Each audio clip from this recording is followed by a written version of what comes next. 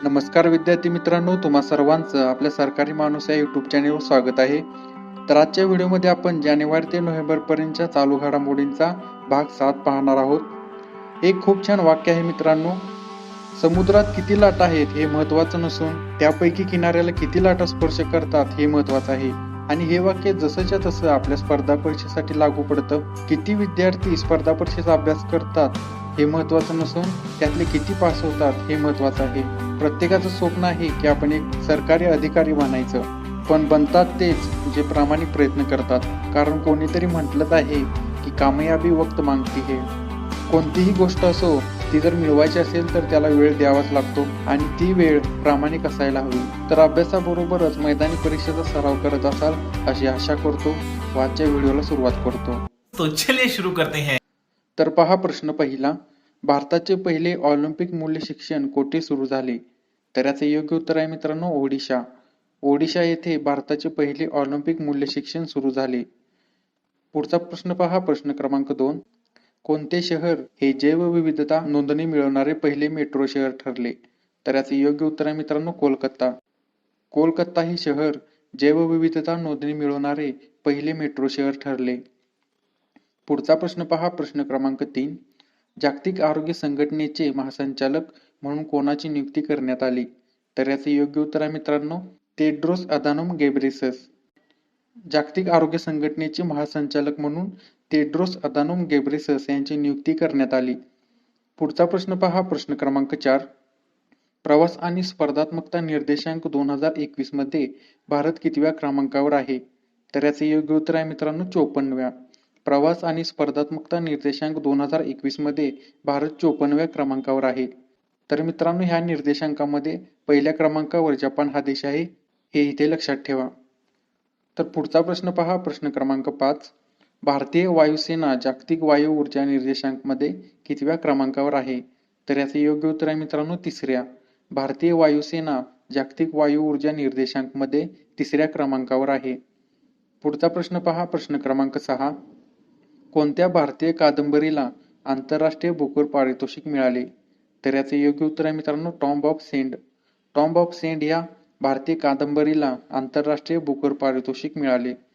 पुढचा प्रश्न पहा प्रश्न क्रमांक 7, ISSF ज्युनियर वर्ल्ड कप 2022 मध्ये भारताने किती पदके जिंकली? तर याचे योग्य उत्तर आहे मित्रांनो 33 पदके.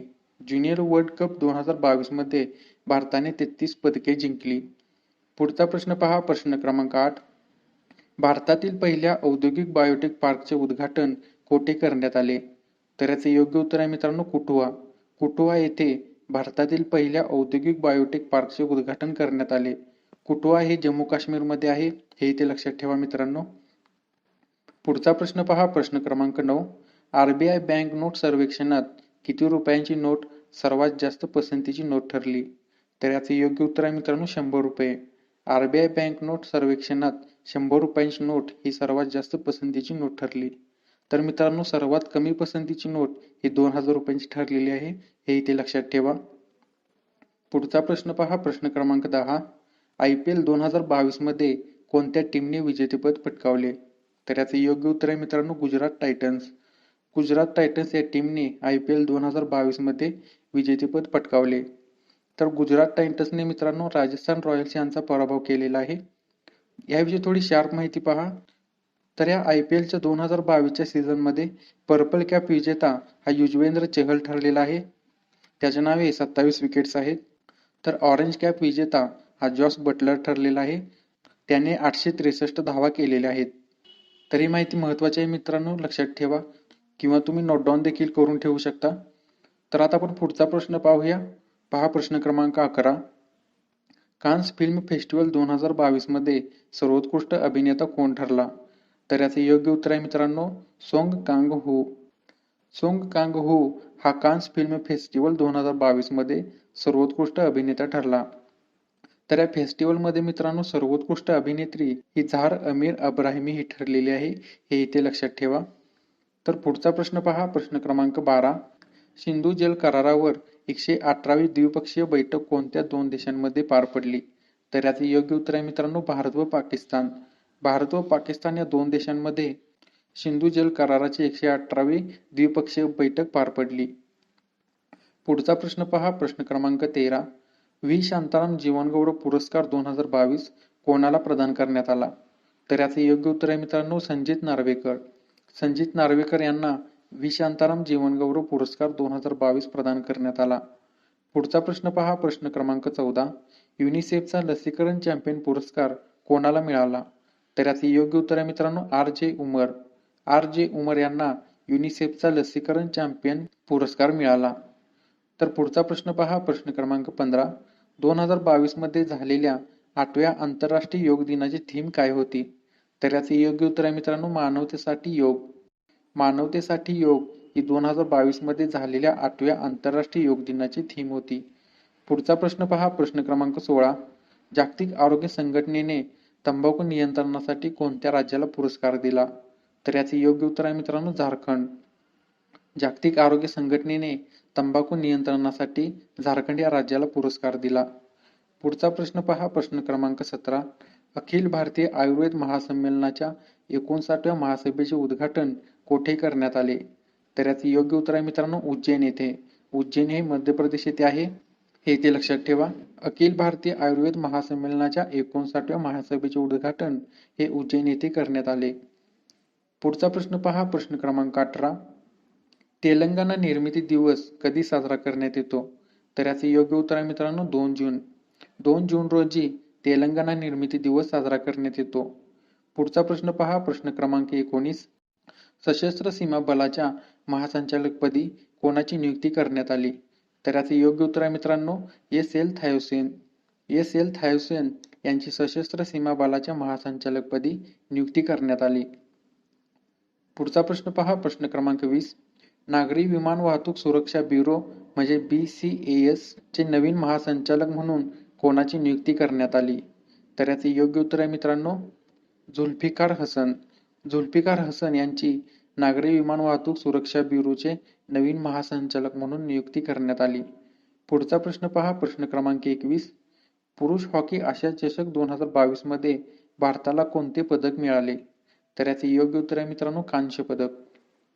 पुरुष हॉकी आशिया चषक 2022 मध्ये भारताला कांस्य पदक मिळाले. तर मित्रांनो हे दुसरे कांस्य पदक आहे, हे इथे लक्षात ठेवा. पुढचा प्रश्न पहा, प्रश्न क्रमांक 22. अलीकडे जगातील सर्वाधिक शक्तिशाली कॅम्प्युटर कोणता ठरला? तर याचे योग्य उत्तर आहे मित्रांनो US फ्रंटियर. US फ्रंटियर हा जगातील सर्वाधिक शक्तिशाली कॅम्प्युटर ठरला. तर मित्रांनो ह्या कॅम्प्युटरने जपानच्या फुगाकुला ह्या कॅम्प्युटरला मागे टाकले आहे, हे इथे लक्षात ठेवा. तर आता पुढचा प्रश्न पहा, प्रश्न क्रमांक 23. युनिसेफचा गुडविल अँबॅसेडर म्हणून कोणाची निवड करण्यात आली? तर याचे योग्य उत्तर आहे मित्रांनो सचिन तेंडुलकर. सचिन तेंडुलकर यांची युनिसेफचा गुडविल अँबॅसेडर म्हणून निवड करण्यात आली. पुढचा प्रश्न पहा, प्रश्न क्रमांक 24. केंद्रीय मंत्री वीरेंद्र कुमार यांनी सुरू केलेली श्रेष्ठा योजना कशाशी संबंधित आहे? तर याचे योग्य उत्तर आहे मित्रांनो दर्जेदार शिक्षण व गरिबांसाठी शिक्षणाच्या संधी उपलब्ध करून देणे.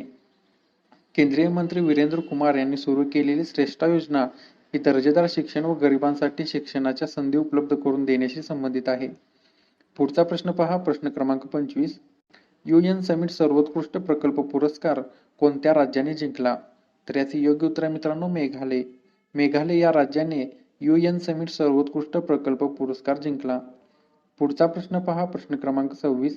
कोणत्या राज्य सरकारने विशेष आरोग्य सेवा अभियान आंचल गर्भवती महिलांसाठी सुरू केले?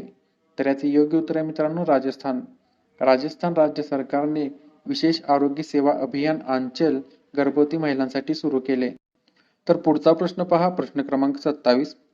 UN ने तुर्कीचे नाव बदलून कोणते नाव ठेवले? तर याचे योग्य उत्तर आहे मित्रांनो तुर्कीये. UN ने तुर्कीचे नाव बदलून तुर्कीये असे नाव ठेवले. पुढचा प्रश्न पहा, प्रश्न क्रमांक 28. भारतीय वायुसेना हेरिटेज सेंटर कोठे सुरू होणार आहे? तर याचे योग्य उत्तर आहे मित्रांनो चंदीगड. चंदीगड येथे भारतीय वायुसेना हेरिटेज सेंटर सुरू होणार आहे. पुढचा प्रश्न पहा, प्रश्न क्रमांक 29. French open tennis grand slam 2022 स्पर्धा पुरुष एकेरी संवर्गात कोणी जिंकली? तर याचे योग्य उत्तर आहे मित्रांनो राफेल नदाल.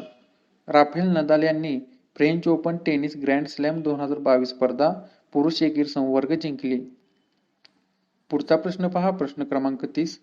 संयुक्त लष्करी संप्रती एक सराव कोणत्या दोन देशांमध्ये सुरू आहे? तर याचे योग्य उत्तर आहे मित्रांनो, भारत व बांगलादेश. भारत व बांगलादेश या दोन देशांमध्ये संयुक्त लष्करी संप्रती एक सराव सुरू आहे. पुढचा प्रश्न पहा, प्रश्न क्रमांक 31. सर्वोत्कृष्ट माहितीपटासाठी गोल्डन शंख पुरस्कार 2022 कोणत्या माहितीपटाला मिळाला? तर याचे योग्य उत्तर आहे मित्रांनो, turn your body to the sun. Turn your body to the sun या माहितीपटाला सर्वोत्कृष्ट गोल्डन शंख पुरस्कार 2022 मिळाला. तर पुढचा प्रश्न पहा, प्रश्न क्रमांक 32. 5 जून 2022 रोजी कितवा जागतिक पर्यावरण दिन साजरा करण्यात आला? तर याचे योग्य उत्तर आहे मित्रांनो, 50वा. 5 जून 2022 रोजी 50वा जागतिक पर्यावरण दिन साजरा करण्यात आला. तर मित्रांनो, 50 वर्ष म्हणजे सुवर्ण महोत्सव, हे इथे लक्षात ठेवा. तर पुढचा प्रश्न पहा, प्रश्न क्रमांक 33. ब्लू डूक जातीच्या फुलपाखराला कोणत्या राज्याने राज्यफूल म्हणून घोषित केले? तर याचे योग्य उत्तर आहे मित्रांनो, सिक्कीम. सिक्कीम या राज्याने ब्लू डूक जातीच्या फुलपाखराला राज्याचे राज्यफूल म्हणून घोषित केले. पुढचा प्रश्न पहा, प्रश्न क्रमांक 34. International Indian film academy awards कुठे आयोजित करण्यात आले? तर याचे योग्य उत्तर आहे मित्रांनो, अबुधाबी. अबुधाबी येथे international Indian film academy awards आयोजित करण्यात आले. पुढचा प्रश्न पहा, प्रश्न क्रमांक 35. ब्लूमबर्ग अब्जाधीशांच्या यादीत कोणती व्यक्ती आशियातील सर्वात श्रीमंत व्यक्ती ठरली? तर याचे योग्य उत्तर आहे मित्रांनो, मुकेश अंबानी. मुकेश अंबानी ही व्यक्ती ब्लूमबर्ग अब्जाधीशांच्या यादीत आशियातील सर्वात श्रीमंत व्यक्ती ठरली. पुढचा प्रश्न पहा, प्रश्न क्रमांक 36. जागतिक अन्न सुरक्षा दिवस कधी साजरा करण्यात येतो? तर याचे योग्य उत्तर आहे मित्रांनो, 7 जून. 7 जून रोजी जागतिक अन्न सुरक्षा दिवस साजरा करण्यात येतो. पुढचा प्रश्न पहा, प्रश्न क्रमांक 37. भ्रष्ट अधिकाऱ्यांची तक्रार करण्यासाठी कोणत्या राज्य सरकारने 14400 ॲप लॉन्च केले? तर याचे योग्य उत्तर आहे मित्रांनो, आंध्र प्रदेश. आंध्र प्रदेश सरकारने भ्रष्ट अधिकाऱ्यांची तक्रार निवारण करण्यासाठी 14400 ॲप लॉन्च केले. पुढचा प्रश्न पहा, प्रश्न क्रमांक 38. कोणत्या राज्य सरकारने महाविद्यालयीन विद्यार्थ्यांसाठी नलया थिरान कौशल्य कार्यक्रमाची सुरुवात केली? तर याचे योग्य उत्तर आहे मित्रांनो, तामिळनाडू. तामिळनाडू राज्य सरकारने महाविद्यालयीन विद्यार्थ्यांसाठी नलया थिरान कौशल्य कार्यक्रमाची सुरुवात केली. पुढचा प्रश्न पहा, प्रश्न क्रमांक 39. SBIचे नवीन व्यवस्थापकीय संचालक म्हणून कोणाची नियुक्ती करण्यात आली? तर याचे योग्य उत्तर आहे मित्रांनो, अलोक कुमार चौधरी. अलोक कुमार चौधरी यांची SBIचे नवीन व्यवस्थापकीय संचालक म्हणून नियुक्ती करण्यात आली. पुढचा प्रश्न पहा, प्रश्न क्रमांक 40. 2022च्या EPI अहवालानुसार म्हणजेच एन्व्हायरमेंट परफॉर्मन्स इंडेक्सनुसार पर्यावरणीय कामगिरी या बाबतीत 180 देशात भारत कितव्या क्रमांकावर आहे?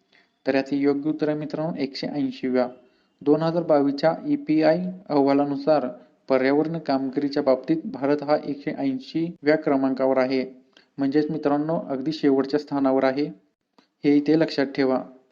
याचा अर्थ तंत्रज्ञानाच्या बाबतीत भारत चंद्रावर गेलेला आहे, पण पर्यावरणाच्या बाबतीत अजून डोंगरावरच आहे, अशी अवस्था आहे. तर पुढचा प्रश्न पहा, प्रश्न क्रमांक 41. कोणत्या महिला खेळाडूने अलीकडेच आंतरराष्ट्रीय क्रिकेटमधून निवृत्ती जाहीर केली? तर याचे योग्य उत्तर आहे मित्रांनो, मिताली राज. मिताली राज या महिला खेळाडूने अलीकडेच आंतरराष्ट्रीय क्रिकेटमधून निवृत्ती जाहीर केली. पुढचा प्रश्न पहा, प्रश्न क्रमांक 42. कोणते राज्य ड्रोनसाठी धोरण मंजूर करणारे पहिले भारतीय राज्य ठरले? तर याचे योग्य उत्तर आहे मित्रांनो, हिमाचल प्रदेश. हिमाचल प्रदेश हे राज्य ड्रोनसाठी धोरण मंजूर करणारे पहिले भारतीय राज्य ठरले. तर पुढचा प्रश्न पहा, प्रश्न क्रमांक 43. गगनयान ही भारताची पहिली मानवी अंतराळ मोहीम कधी प्रक्षेपित होईल?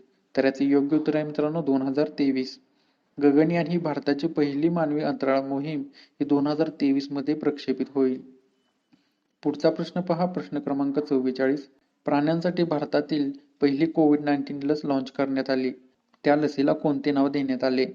तर याचे योग्य उत्तर आहे मित्रांनो, ॲनोकोवॅक्स. प्राण्यांसाठी तयार करण्यात आलेल्या भारतातल्या कोविड-19 लसीला ॲनोकोवॅक्स हे नाव देण्यात आले.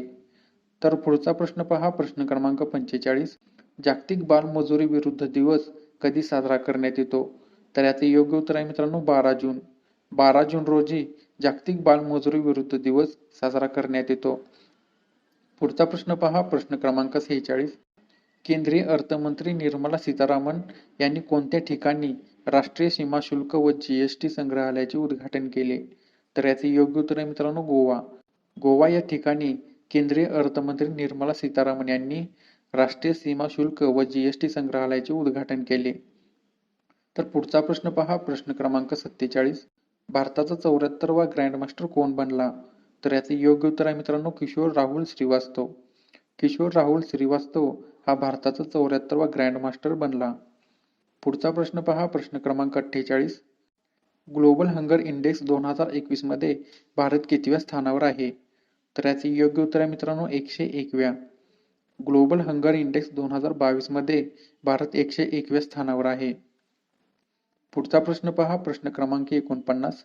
खेलो इंडिया युथ गेम्स 2021 चे विजेतेपद कोणत्या राज्याने जिंकले? तर याचे योग्य उत्तर आहे मित्रांनो हरियाणा. हरियाणा या राज्याने खेलो इंडिया युथ गेम्स 2021 चे विजेतेपद पटकावले. पुढचा प्रश्न पहा, प्रश्न क्रमांक 50. भारतीय निवडणूक आयोगाने नॅशनल आयकॉन म्हणून कोणाची निवड केली? तर याचे योग्य उत्तर आहे मित्रांनो पंकज त्रिपाठी. भारतीय निवडणूक आयोगाने नॅशनल आयकॉन म्हणून पंकज त्रिपाठी यांची निवड केली. तर मित्रांनो आजच्या व्हिडिओमध्ये आपण हे 50 चालू घडामोडीचे महत्त्वाचे प्रश्न पाहिलेले आहेत. तर पुढच्या भागामध्ये म्हणजेच भाग 8 मध्ये आपण पुढील 50 महत्त्वाचे प्रश्न पाहणार आहोत.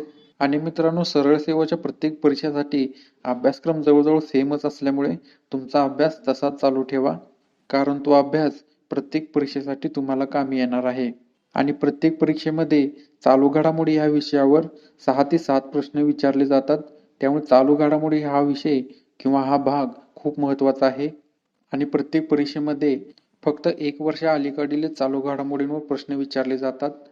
म्हणून आपल्या चॅनेलवर आपण वर्षातील महत्त्वाच्या चालू घडामोडींची ही सिरीज चालू केलेली आहे. ही सिरीज जास्तीत जास्त 10 ते 12 भागांमध्ये संपून जाईल. पण या 10 ते 12 भागांमध्ये तुमच्या वर्षातील सगळ्या महत्त्वाच्या चालू घडामोडींचा अभ्यास झालेला असेल. ही सिरीज संपल्यानंतर आपण संभाव्य प्रश्नसंच पाहणार आहोत, तसेच संभाव्य कट ऑफ व इतर महत्त्वाच्या माहिती पाहणार आहोत. त्यामुळे आपल्या चॅनेलला जर अजून सुद्धा सबस्क्राईब करून ठेवलं नसेल तर सबस्क्राईब करून घ्या मित्रांनो, म्हणजे मी नवीन व्हिडिओ अपलोड केला की त्याचं नोटिफिकेशन तुम्हाला सगळ्यात आधी मिळून जाईल. तर आता आपण पुढच्या व्हिडिओमध्ये भेटूया भाग 8 सह. जर व्हिडिओ आवडला असेल तर व्हिडिओला लाईक करा, चॅनेलला सबस्क्राईब करून ठेवा. तर मी इथेच थांबतो आणि तुमची रजा घेतो. तोपर्यंत जय हिंद, जय महाराष्ट्र, जय शिवराय.